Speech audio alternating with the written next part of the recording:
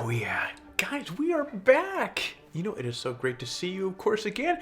And guys, we're going to be talking about this lens today. We're going to be doing a 3-minute review on this guy right here.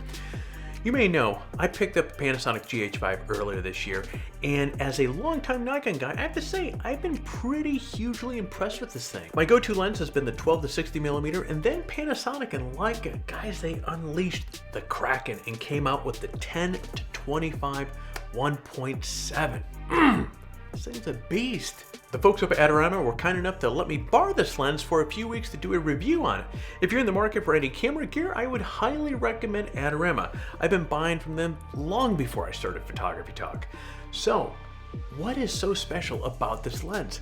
Let's get the timer going and find out. Let's start off by exploring some of the specs of this lens. First off, we've already established it's a 10-25 focal length, but because the GH5 has a 2x crop factor, that's equivalent to a 20-50mm effective focal length. You're talking about a 94-degree angle of view on the wide end and a 47-degree angle of view on the long end, with a maximum aperture of, oh yeah, 1.7 with a minimum aperture of f/16. Minimum focus distance is just shy of 1 foot, or if you want the exact, it's like 0.92 feet to be exact. This takes a 77mm filter, has 17 elements in 12 groups. That's 3 spherical lenses, 4 ED lenses, and 1 UHRL lens, which helps minimize chromatic aberrations and spherical aberrations. You have 9 diaphragm blades that creates a circular aperture diaphragm. This thing weighs about 24 ounces. Yeah, she's a big one. It measures about 3.45 by 5.04 inches, so this isn't exactly the smallest lens on the planet. Let's slide over to the build and handling side of this thing. The size of this lens isn't overwhelming, but it's not as light as a feather either. The all-metal construction wraps around the 17 elements is what makes it so heavy, but I'll take the Leica lens quality and the little extra weight any day of the week. Now this lens is water sealed too, so that adds a little bit more heft for sure. Now for a smaller Panasonic camera, this lens would overwhelm it. And although the GH5 isn't a huge rig, it at least feels a little bit more capable of balancing out the weight of the front from the lens. Okay, let's get over to the performance. The build quality of this lens is just off the charts, so it makes sense that this performs like a beast. It's clear, it's sharp, and it's roughly 1 foot minimum focus distance means you can get up close and personal with your subject. One of the lens's best features is the unique focusing clutch.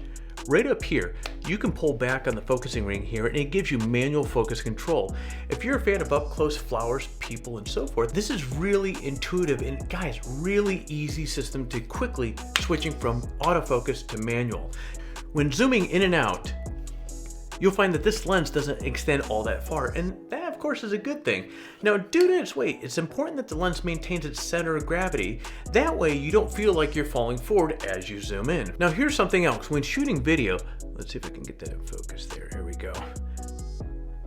Yeah, there we go. The clickless aperture on the lens is a huge bonus. It allows you to seamlessly and smooth change the aperture while you shoot video rather than incrementally stepping down. Another bonus of this lens for video creators is its ultra smooth autofocus. Guys, it's like butter. It's like cloud. Yeah. I don't know if the cloud made sense, but the butter probably sounded a little bit better. All right, let's jump over to pros and cons.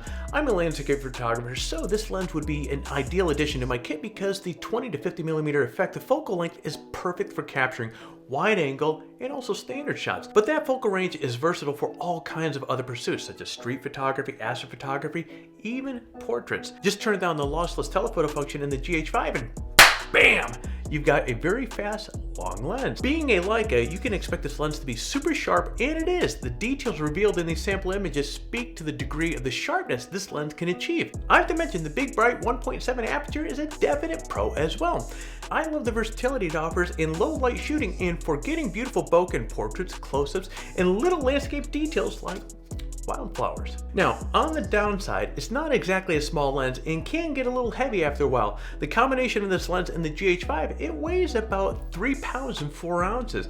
That size makes it less an ideal option if you travel a lot. On top of that, this lens is nearly $1,800, and guys, that's a lot of green. However, after spending a month with this lens, I can tell you this is definitely worth the price.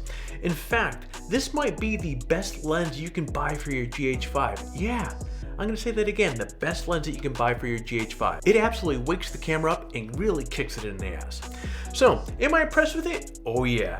It's a huge investment to buy an $1,800 lens, but this is one that I'm seriously considering myself. Well, there you go, guys. Your quick review on the 10-25 Panasonic Leica lens here.